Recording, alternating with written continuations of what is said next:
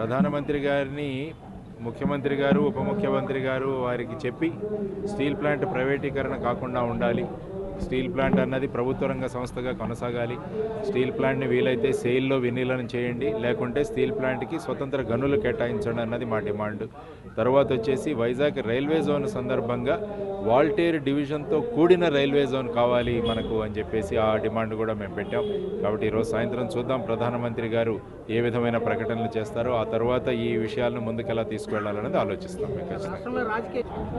కక్ష సాధింపులు అనేది ప్రతి ఒక్కరు అటు ఉన్నప్పుడు ఇటు, ఇటు ఉన్నప్పుడు అటు జరుగుతూనే ఉన్నాయి. కానీ రూల్ ఆఫ్ లా అన్నది చట్టం ముందు అందరూ సమానులే, ఎవరు తప్పు చేసినా వాళ్ళకి శిక్ష ఉంటుందన్న భావాలు ముందుకు వెళితే అప్పుడేమవుతుందంటే రాష్ట్రం సుస్థిరంగా ఉంటుంది. ఎందుకంటే కక్షపూరితమైన చర్యలు చేయడం వల్ల మన రాష్ట్రానికి రావాల్సిన పెట్టుబడుల మీద వీటిలో ప్రభావం కలుగుతుంది.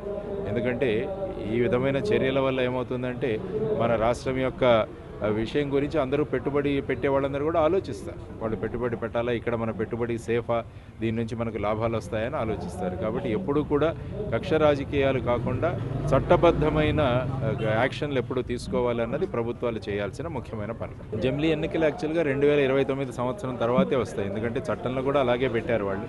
2029 సంవత్సరం తర్వాత ఒక డేట్ని డిక్లేర్ చేసి లోక్సభ ఎలక్షన్లు డిక్లేర్ డేట్, దాని తర్వాత దానికి అనుగుణంగా రాష్ట్రాల్లో అసెంబ్లీలకు ఎన్నికలు జరుగుతాయి. కాబట్టి 2029 వరకు నా దృష్టిలో ఎలాంటి జమిలీ ఎన్నికలు కూడా రావు. అవి 29 తర్వాతనే.